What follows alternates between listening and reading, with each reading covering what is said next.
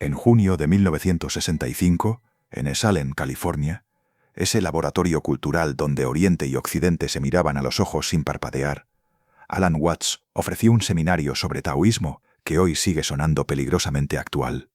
Lo que vas a escuchar no es una clase para entender el Tao como quien entiende una ecuación, es más bien una invitación a soltar el exceso de control, a sospechar de nuestras certezas y a recordar que la vida no es un problema que se resuelve, sino un misterio que se baila. Este texto pertenece a aquella charla en Esalen y funciona como una puerta de entrada a una idea tan simple que a veces asusta. Quizá no necesitamos alcanzar el presente, porque ya estamos en él. En las fases iniciales del entrenamiento Zen, el maestro suele desalentar en sus alumnos todo pensamiento. Uno puede llegar con una multitud de ideas, pero esas ideas no resuelven los problemas, ni las palabras, ni tampoco la intelectualización. De ahí la actitud del maestro. La intelectualización crea una brecha, una falta de contacto entre usted y su vida. Pensamos tanto sobre las cosas que finalmente terminamos comiéndonos el menú, en lugar de la cena. Damos más importancia al dinero que a la riqueza, y confundimos el mapa con el territorio. Lo que el maestro quiere es llevarnos hasta el paisaje, hacer que nos relacionemos con lo que es en lugar de hacerlo con nuestras ideas sobre lo que es. Esta es una disciplina preliminar muy importante, aunque luego descubriremos que el proceso de pensar también es, y que los pensamientos en su propio reino son tan reales como las piedras, y también que las palabras poseen su propia realidad, al igual que el agua o el cielo. Los pensamientos sobre las cosas son también cosas. Por ello nos llevan a un punto en el que intelectualizamos y pensamos de un modo inmediato. La filosofía del Tao considera al hombre como parte de la naturaleza, en lugar de verlo como quien la domina. Hay varios cuadros chinos que tienen el mismo título: Poeta bebiendo a la luz de la luna. Al observar cualquiera de ellos, lo primero que vemos es un enorme paisaje. Solo después de una cierta búsqueda, casi con lupa, descubrimos finalmente al poeta, que en una esquina del cuadro y bastante alejado, está bebiendo una copa de vino. Si este tema del poeta bebiendo a la luz de la luna fuera ejecutado por un pintor occidental, el poeta sería la figura central, dominaría todo el cuadro, y el paisaje sería un simple fondo. Por supuesto, hay pintores chinos especializados en retratos de familia, que realizan cuadros muy formales, con los ancestros sentados en una especie de trono.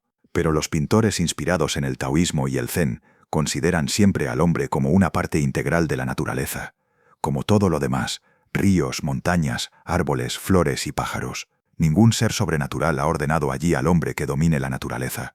Los taoístas consideran que la naturaleza se autorregula y se autogobierna de un modo total. Todo forma una unidad, y esa unidad es el Tao. Cuando en taoísmo se habla de seguir el curso de la naturaleza, de seguir la vía, ello significa no hacer las cosas a contrapelo. No quiere decir que no haya que cortar leña, sino que al cortarla se haga según las fibras de la madera, pues de este modo resulta mucho más fácil. En nuestras relaciones con otras personas, seguir las líneas en las que congeniamos. Este es el gran principio fundamental, llamado Wu Wei, o sin esfuerzo. Con frecuencia suelen traducir Wu Wei como no hacer, no actuar o no interferir, pero a mí me parece que sin esfuerzo es más exacto. Si forzamos la llave cuando se atasca, romperemos la cerradura o doblaremos la llave. Por ello es mejor probar suavemente hasta que dé la vuelta. Wu Wei significa actuar de acuerdo con el patrón existente. Si seguimos el principio de Wu Wei, nunca impondremos ningún tipo de fuerza extraña sobre ninguna situación particular, pues dicha fuerza, por su propia naturaleza, no concuerda con esa situación. Por ejemplo, la situación de quienes viven en los barrios bajos es deplorable. Sus viviendas, sobre todo, no son adecuadas. Sin embargo, si destruyéramos de golpe sus pobres chabolas y construyéramos en su lugar un gran edificio de apartamentos para alojar en él a estas personas, no solucionaríamos el problema. Más bien, crearíamos un caos, pues las chabolas, con todas sus carencias, poseen una ecología propia, y en ellas se da un complejo sistema de relaciones que las convierte en una unidad, aunque no siempre bien avenida. Por ello, antes de alterar esa situación, es necesario sensibilizarnos con ella y conocer todas las relaciones que contiene.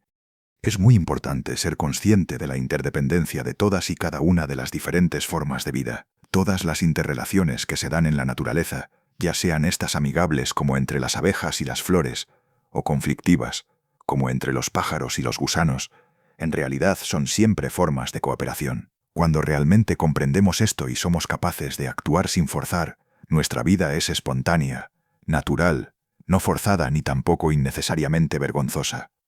Otra palabra importante, aunque más usada en el neoconfucianismo y el budismo que en taoísmo, es li. Originalmente li eran las marcas del jade y las fibras de la madera y de los músculos. Hoy la mayoría de los diccionarios la definen como razón o principio, pero esta no es una traducción muy buena. Joseph Needham sugiere que su significado correcto es patrón orgánico, y yo estoy totalmente de acuerdo. Se considera que las marcas del jade son lo que le da su belleza. Si miran al agua allá abajo, verán los patrones que forman las olas al romperse. Si los miran atentamente verán que nunca cometen ningún error estético. No son simétricos y son difíciles de describir, pero son muy hermosos. Todas estas cosas muestran li. Todas tienen una forma que es irregular pero extraordinariamente ordenada. El patrón del agua y su espuma, el patrón mineral del jade y el vegetal de la madera, son todos extraordinariamente ordenados. Sin embargo, no es un orden evidente. No es un orden que se pueda reproducir exactamente. Sabemos que es un orden, y que es algo totalmente diferente de un desbarajuste desordenado, pero no hay modo de poderlo definir por completo. Para ser capaz de pintar de ese modo, o de vivir de ese modo, o de administrar justicia de ese modo, es necesario poseer ese orden, en uno mismo, de un modo innato. Es necesario poseer un sentido esencial del li, pero no hay forma de enseñar esto a otros. Ello origina una gran dificultad para los maestros, pues en todas nuestras modernas escuelas y universidades se trata de enseñar creatividad. El problema es que cuando se halla un método apropiado para enseñar la creatividad, y todo el mundo es capaz de aplicarlo, ya no sirve, pues ha perdido todo interés. Lo misterioso, esa oscura e impenetrable profundidad de donde surgen todas las cosas gloriosas, es siempre un elemento esencial en toda acción creativa.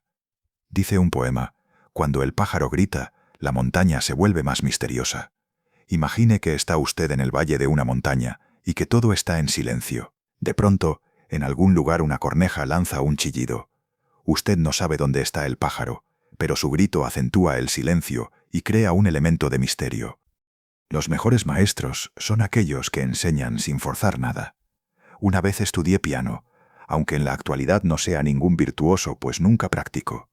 El hecho es que durante cierto tiempo tuve un maestro extraordinario. Era un músico del nivel más elevado. El primer día de clase me dijo: «Veamos qué sabes hacer». Entonces yo toqué la sonata de Scarlatti. Al terminar me dijo: «Te esfuerzas demasiado. Golpeas el piano y nunca se debe golpear un piano. Para tocar el piano, todo lo que tienes que hacer es dejar caer tus manos sobre él, y para ello deben estar totalmente relajadas». Me hizo practicar un rato, sintiendo mis músculos para ver si estaban relajados o no, y luego me hizo dejar caer simplemente las manos sobre el teclado, sin importar las notas que pulsara.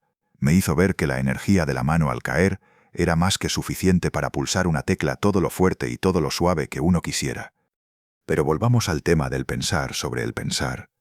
Algunas personas se apartan de la vida por permanecer demasiado en el mundo del intelecto. Terminan viviendo en un mundo de símbolos.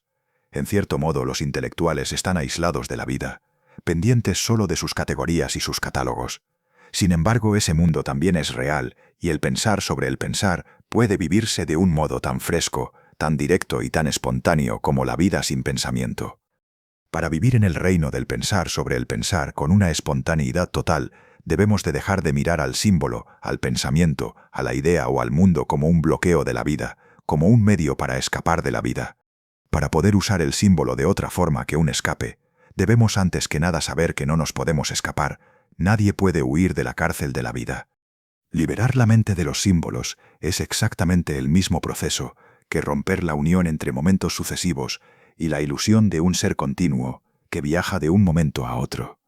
Ese ser continuo es tan ilusorio como el movimiento de una ola en el agua o la apariencia de un círculo sólido que se crea al mover un cigarrillo en la oscuridad. Lo ilusorio de un ser continuo está perfectamente expresado por el siguiente aforismo: nadie percibe nada y nadie experimenta nada, simplemente existe el ver y el experimentar.